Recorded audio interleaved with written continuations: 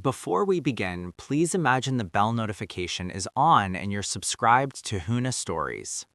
He sent it at 8:12 a.m. I had just typed Happy Father's Day and was staring at it, wondering whether to add a heart or keep it neutral. Before I could decide, the family group chat lit up. A PDF, clean title, to invoice below it, the cost of raising an unwanted child. Total due 177 salos. A memo line, my biggest failure. He itemized everything: hospital bills, school uniforms, groceries, extracurricular waste. There was even a line that read, emotional toll, 25 years. He didn't send it privately. He sent it to 23 people, aunts, cousins, in-laws who barely knew me. For a moment, I thought it had to be a mistake, some kind of misplaced sarcasm. Then the laughing emojis started. One cousin typed, "Uncle keeps receipts." No one said that's inappropriate. I read the total 3 times, not because I was calculating, because I was trying to understand what it meant to be priced. Growing up, affection was always followed by accounting. I sacrificed for you. After everything I've spent, you owe me your life. This was just the cleanest version of that.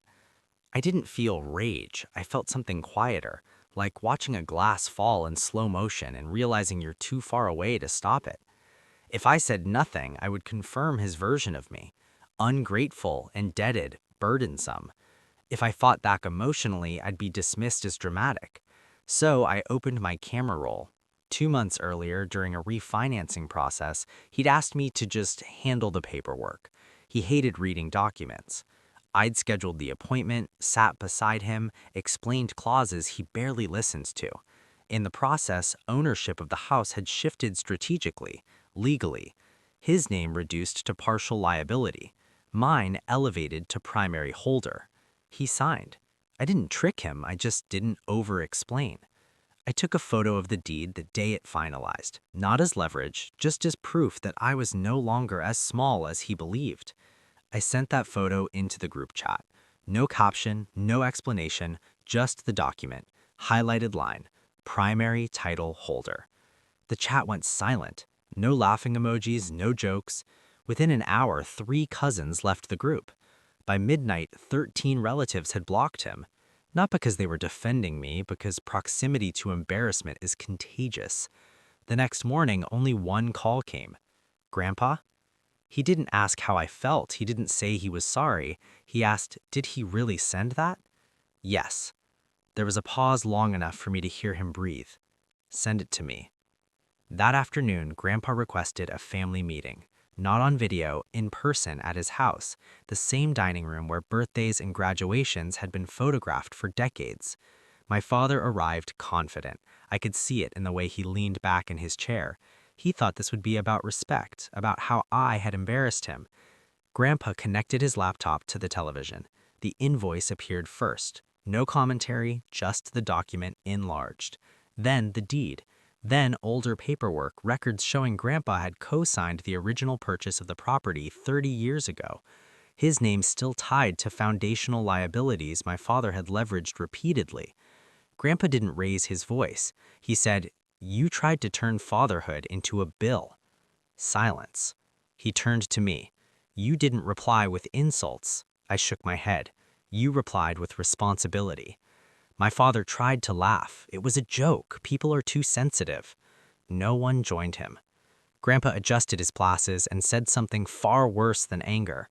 "For risk management purposes, effective immediately, I am removing you from control of the remaining shared family assets." Not a threat, not punishment, a decision.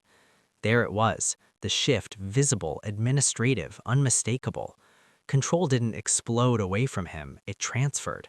My father's posture changed first, then his voice. He began explaining, reframing, minimizing. But once a document is projected onto a wall, it doesn't shrink back into a joke. I said very little. I didn't defend myself. I didn't recount childhood stories. The invoice had already done that. When the meeting ended, no one hugged, no one apologized. As we stood to leave, my father said quietly, "You've always wanted to make me look small." It would have been easy to say, "You did that yourself." I didn't. I just didn't agree to stay small, I said. That night, the family chat was gone, archived, quiet. The house was still standing, the paperwork was still valid, the total on the invoice remained unpaid, but something else had been settled. Humiliation only works when everyone agrees to pretend it's deserved. Grandpa didn't defend me with emotion, he defended the structure, the order, the record, and that felt heavier than any apology. We don't speak much now, my father and I. Our conversations are logistical, measured, professional. There was no celebration, no victory dinner, just a recalibration. On Father's Day, he tried to assign me a number. What he didn't account for was that I had learned how to read the fine print.